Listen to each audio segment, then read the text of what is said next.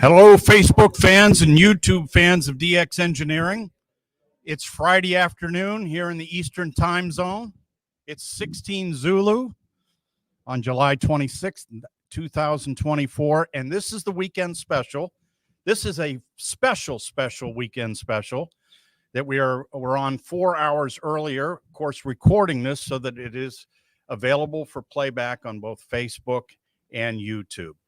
And I'd like to welcome everybody here to the DX Engineering headquarters inside Summit Racing in Talmadge, Ohio, today, where we have an audience. The audience is made up of DX Engineering employees, and we also have special guests with us today. We have the Youth DX Adventure. This is the David Kalter Memorial DX Adventure that will occur at K3Y tomorrow. But today, you're going to get to meet the young operators of K3Y, and they are going to give presentations on their experience with amateur radio so far, and maybe even some of their goals in the future. With that, I would like to introduce our first speaker, and it's Ian, K-I-8-A-N, and Ian is coming to us from Michigan, and Ian's going to present here to you live. Ian, welcome.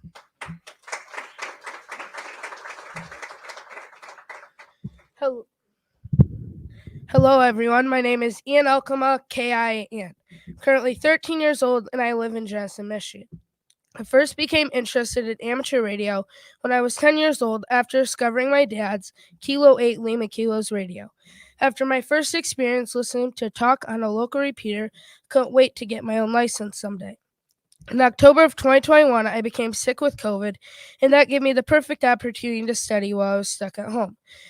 Later that year, in December of 2021, I passed my technician exam, and after I received my call sign, I was on the air. Since then, I've become a member of the ARRL, the Young Amateurs Communication Ham Team, or YAT, the Holland Amateur Radio Club, K8DAA, the Grand Rapids Amateur Radio Association, W8DC, and the Long Island CW Club. After getting licensed, I really enjoyed checking into local nets like the After School Net and the After Work and Dinner Net, and I received so much encouragement from many local hams to keep pursuing amateur radio. I was even able to talk to other youth in our area, which got me really excited after hearing all the fun things they're doing. I also discovered the world of HF, and I knew I had to go for my general class license. Knowing that I could contact different states and countries made me really excited. So in June of 2022, I passed my general exam at the W8 IRA Hamfest. The first thing I did on HF after passing my general exam was learn about digital modes like FT8 and FT4. That same month at Field Day of 2022, I was even able to run the digital station. At home, I really enjoyed learning about the states and countries that I was contacting. Pretty soon, I'd made contacts in all 50 states and many DX stations from all around the world. Later that year, I decided that I wanted to upgrade to my amateur extra. So in August of 2023, I passed my extra exam. A month later, I received my very own vanity call sign with my name in it, Kilo India 8L for November. At Field Day 2023, I helped set up antennas and radios with the Holland Amateur Radio Club, K8DAA. And while doing that, I met lots of young hams from our area. When Field Day began, I started by running the digital station.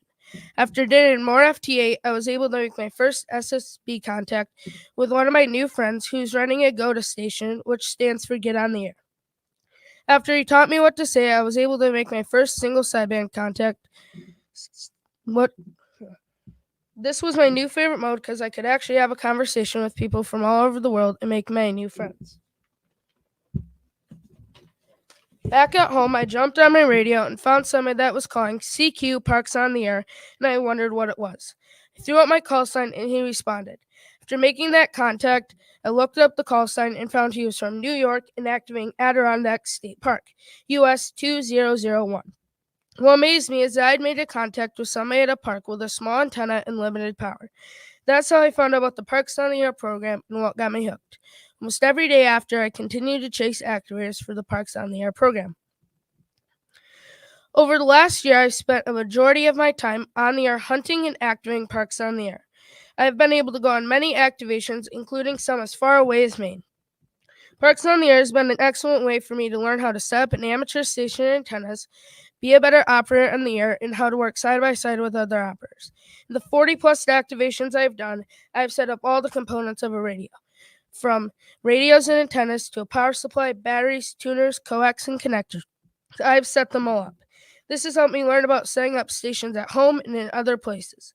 In the multiple activations I've done, I've had to deal with pileups, and this can be very overwhelming at times. But through POTA, it's helped me become easier for me to handle. POTA has also helped me learn to use the phonetic alphabet, taught me to be a considerable operator. I always ask if the frequency is in use before I start calling CQ, will be willing to move if I'm interfering with others. It has also helped me learn to paper log and use a computer too. POTA has also helped me learn to work side by side with other operators. There are a lot of young hams in our area, and we all like to do multi-app POTA activations together. By doing these together, we learn to accomplish our goals as a team. I have had many amazing experiences with ham radio, but one of my most memorable is being a speaker at the 2024 Carol Perry Youth Forum at the Dayton Hamvention. I was able to speak on my favorite subject. You can probably guess what it is. POTA. The youth forum helped me learn to write my first public speech and gain confidence in my speaking abilities. This was definitely an experience that many kids my age never get, and the prizes were definitely amazing. Because of the youth forum, I have become a better and young-known ham and even got opportunities to come to events like the Youth DX adventure. Not only was speaking a great experience, but I also enjoyed attending my first hamvention. I met many new friends and connections. For instance, while I was there, I met a ham at my hotel who wrote a small chapter in the POTA book. Well, it was very fun to put a face with the author, and even had my mom bring the book to Dayton with her. Before I left, I was sure to get his signature in my book. I also was able to get several other authors' signatures, and I met several YouTubers at Dayton that I've watched before. Dayton was a great place to put faces with call signs that I know so well. Final experience I enjoyed at Dayton was going to the yacht pizza party. It's fun to meet other kids my age, get to know them more, and laugh over the crazy ideas we had. Over the past year, I've been able to participate in the ARRL School Club Roundup. I have participated in 2 so far. Back in October of 2023, I took first place in the individual category with a total of 17,388 points. It was a great experience to get on the air, make contact with other youth, school clubs, and spread the word about youth operators. I was also able to run special event station Kilo 8 Tango for Youth on the Air month this past December. I was able to operate the special event call sign on a couple of occasions. It was a great way to promote youth and amateur radio. I was able to make contacts with hundreds of operators from all around the world. This past spring, I was able to participate in the ARRL DX phone contest. This was a very fun contest for me because I made contacts with so many new countries. What was really cool is I was even able to operate with my 10-year-old sister, Kirsten, KE8ZYD, on 10 meters.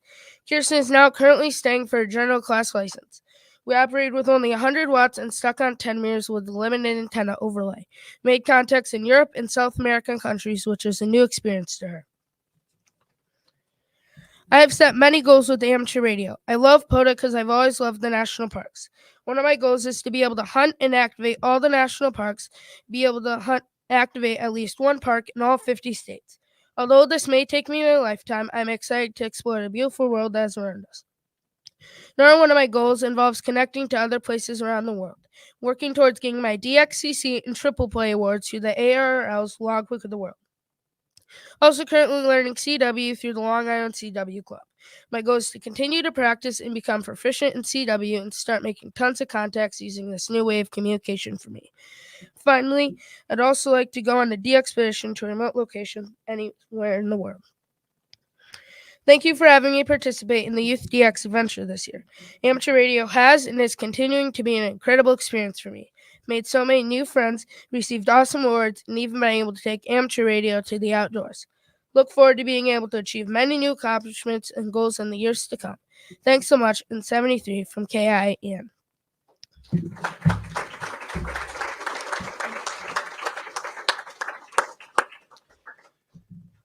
That's a great job, Ian. And Tim, as a parent, you got to be really proud. It's just exceptional. We're really, really excited about having Ian participate with us this weekend. Our second speaker is Lilly, W8LIL. Lilly, come on up.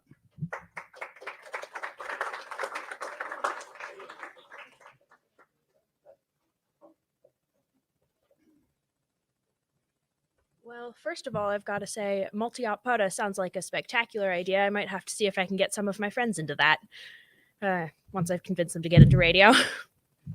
Anyway, so as you heard, I'm Lilly. I'm W8LIL. I'm from Xenia, Ohio. Yeah, it's most of what I put on the slide. Yeah, thanks. All right, yeah. So in my free time, I like doing a lot of radio stuff. I am part of many groups, including X-Warn. I find weather absolutely fascinating. Gotta say, spotter training, learned a ton. So much fun. I am also part of the yacht team mentioned earlier.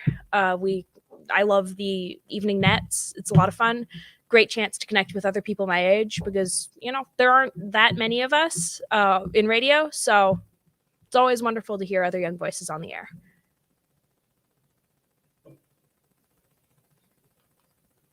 So interests of mine include contesting, FT8, POTA. I haven't done much of it yet, but I find the idea of a really mobile rig totally fascinating.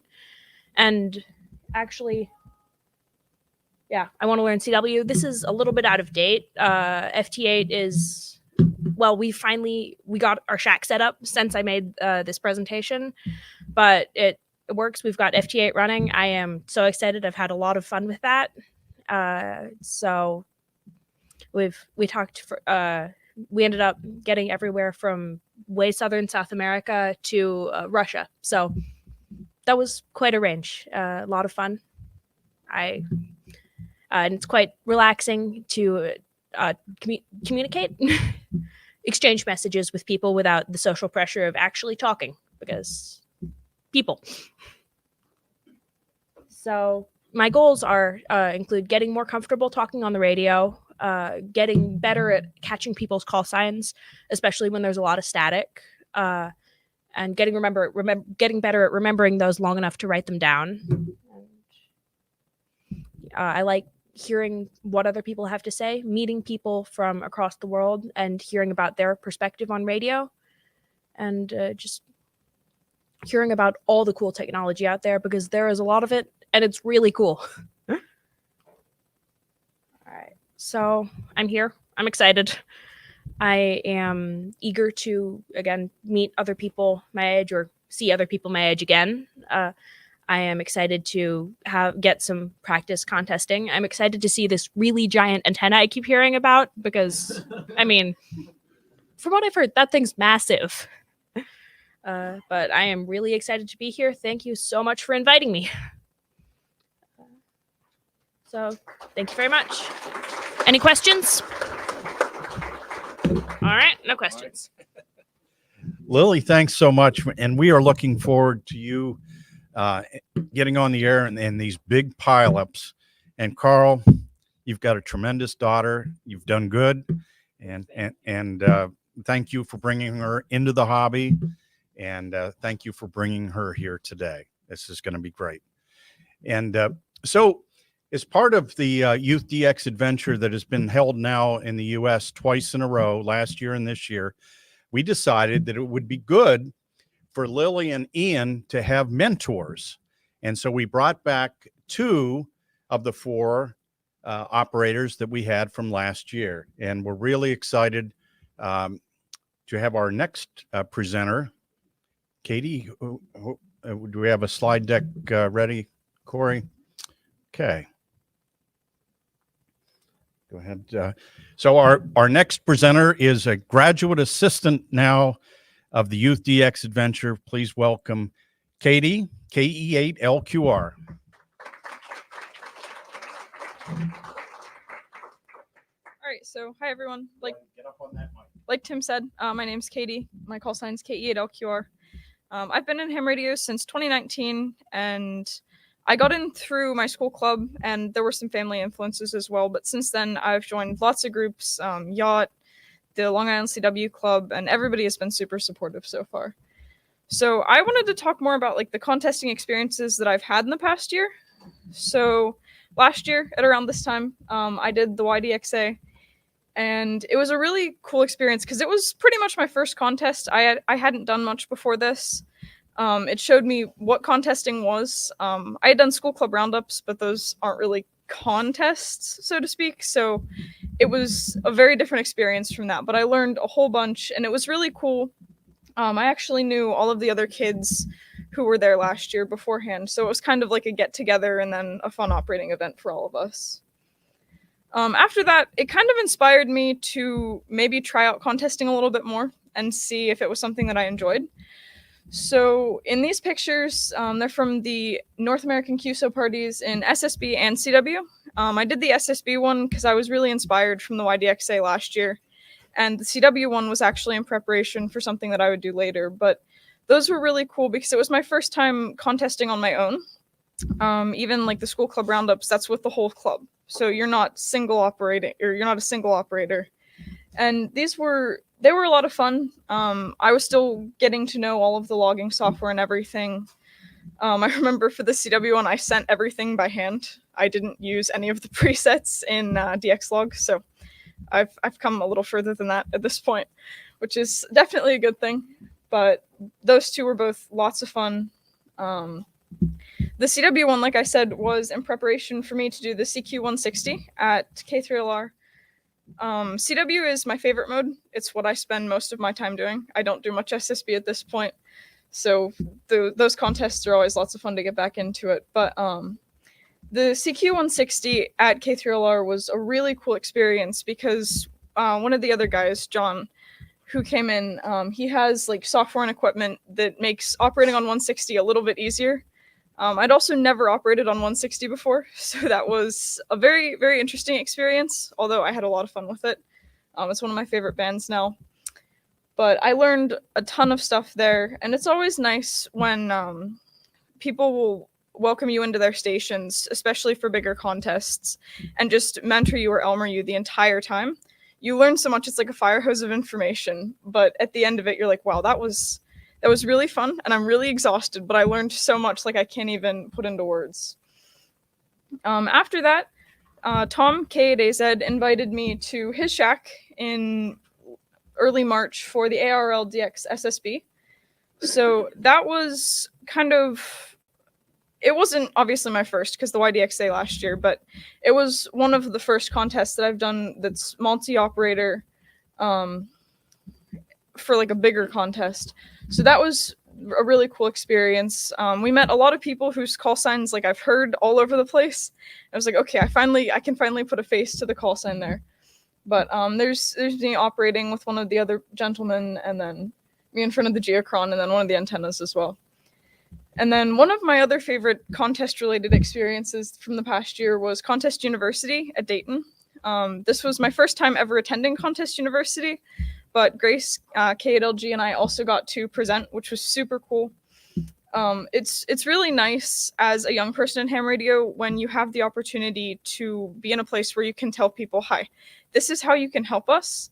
Like, this is the support that we need. Because sometimes there's a little bit of a disconnect from like the youth in ham radio to the adults. The adults want to help. They can provide resources, opportunities, but they just don't know what you need. So this was a really good way to do that. The picture over there is all of the professors and then Grace and I. So looking to change the demographic a little bit, starting to make a switch.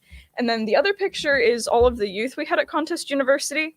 That was an amazing experience because this year there were a ton of kids there.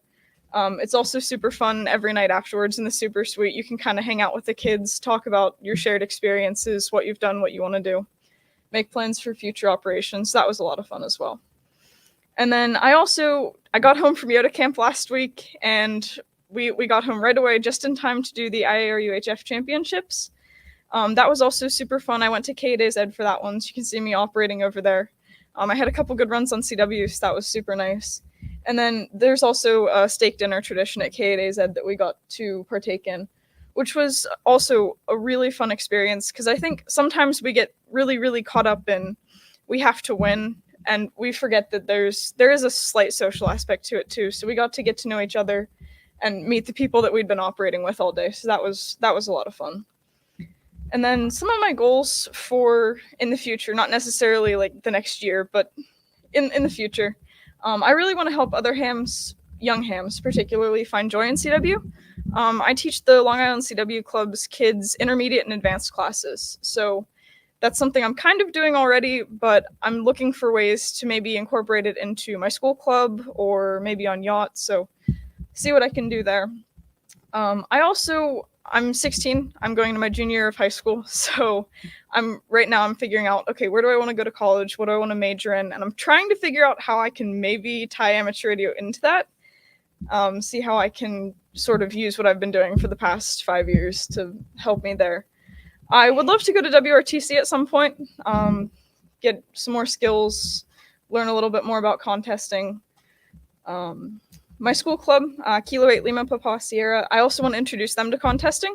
So far, we've done the school club roundups, which are really good introductions, especially for kids who maybe are uncomfortable operating. But I want to get a couple weekend contests in with them and show them this is what you can do if you get a license. Like, there's a lot more than just school club roundups. And then I'm looking to find ways to become competitive in contesting. Being a young person, it's really hard. You have to juggle school. I'm also a minor, so I have to have a chaperone at everything. My parents are not contesters, they're hams, but sometimes it can be a very overwhelming environment for them as well. So finding ways that I can contest while managing school and social life and all of that kind of stuff. So yeah, those are my goals for the future in contesting and amateur radio.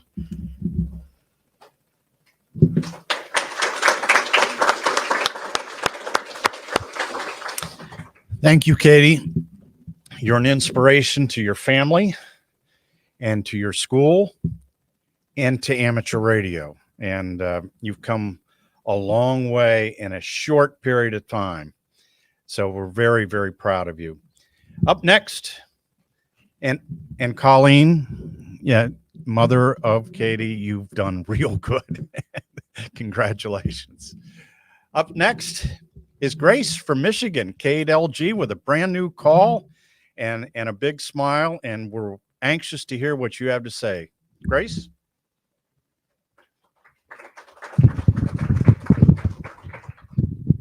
Good afternoon, everybody. My name is Grace, Kilo 8 Lima Golf. As Tim said, I did just get a new call sign. I used to be Kilo Echo 8 Romeo Juliet uniform, but since I've been getting more involved in contesting, I thought it'd probably be better to get a shorter call sign to be able to break the pileups quicker, which I've been loving my new call. I've had several hams, Kilo 8 Lady Grace, so I'm really enjoying it there.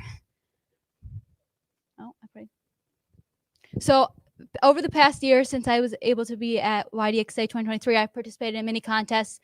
Contesting was something I sort of did before YDX Youth DX Adventure, but I wasn't really too serious. I would get on at 0 Zulu, go for 4 hours and say, hey, I want to go to bed. But now I've been able to get at the competitive aspect and understand that I need to keep pushing even when it's hard, keep going, and all the stations deal the work is great. So one of the contests I participated after being at K3LR, I was able to come back and do CQ, a worldwide phone at K3LR, where I was able to operate. You can see here on the photo with me and Tim at the top right.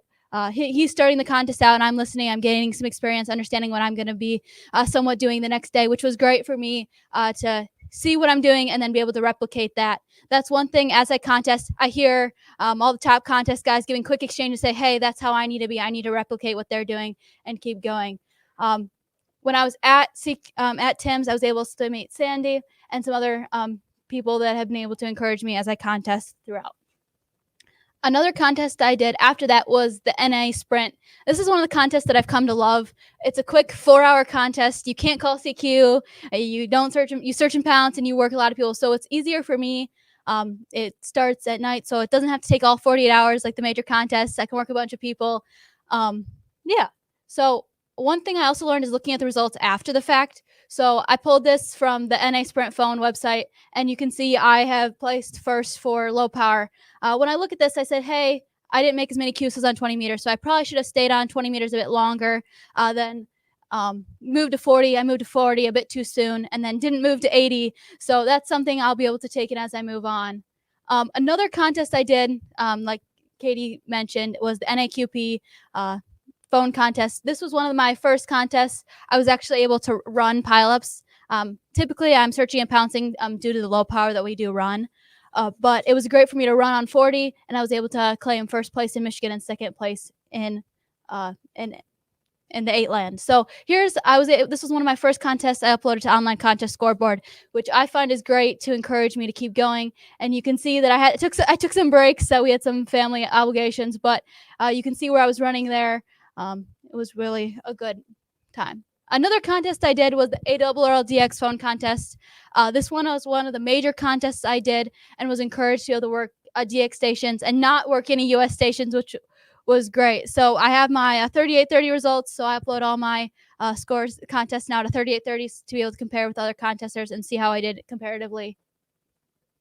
I also uploaded to Contest Online Scoreboard and had to take some breaks. The rate on this contest was a bit slower than I would have hoped due to search and pouncing and not a directional antenna. But I was really happy with the results that I was able to achieve.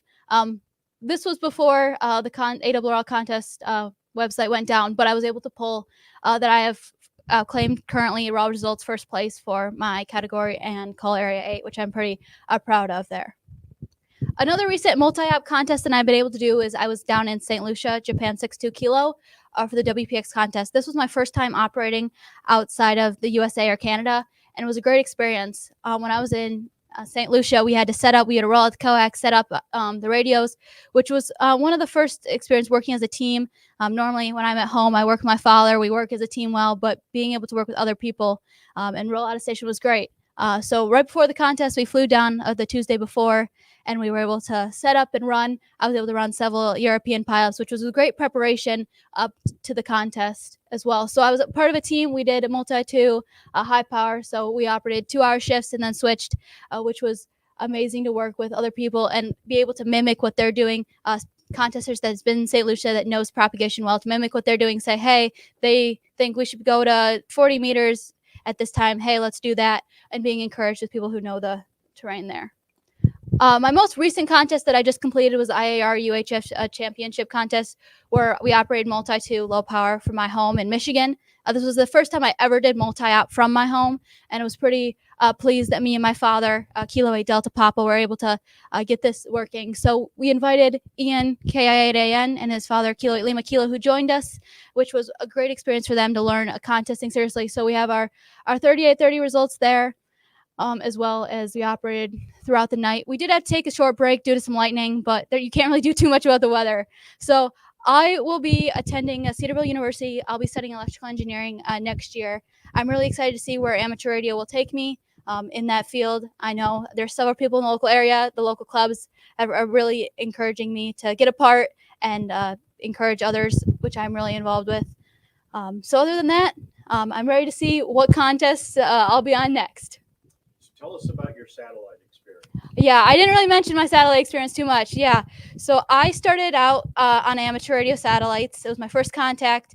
It let me know about that there's more than just your local area, the local repeater. Normally you get texts on, they're like, hey, I'm just talking just to my local people, but I got on amateur radio satellites. I was talking to my grandfather, Kilo 8 Yankee Sierra Echo, stroke 60, celebrating 60 years of being an amateur radio operator, and talked to California, Cuba. It was like, hey, there's people out there. I wasn't stuck in the, hey, I can only talk to my local people with my technician class license. So amateur radio satellites, we chase grid squares similar to, it's like 6 meters, and I have 9 left in the United States. I've achieved DXCC on satellites, and still working towards more there as well as all the contesting I'm doing.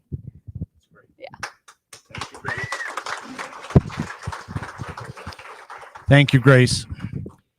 Anybody who tells you that amateur radio is in trouble or there aren't young people in amateur radio, you need to send them the link, which Katie will give to us. Katie Rockman, our superstar from Summit Racing, DX Engineering, will give to us of the presentations today.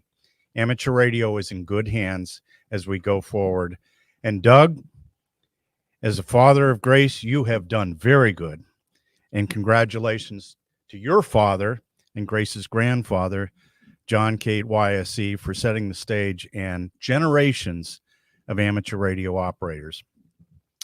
Their chapters here today, the 4 youth operators that you've heard from, their chapters are just getting started. Their life within amateur radio, their life within their own families are just getting started. And we're so proud to have them here today and participating as part of the David Kalter Memorial Youth DX Adventure here at DX Engineering in Talmadge, Ohio. I want to thank all of you for watching online today around the world. We have fans from all around the world that keep track of DX Engineering and what's going on. I want to thank all the assembly folks from 3800, the sales team, our support team, and everybody associated with DX Engineering that makes this possible. And lastly, I want to thank Summit Racing for everything that they do to make DX Engineering successful as well. Thanks to all of you for watching today, and we'll see you next time here at DX Engineering. 73 for now.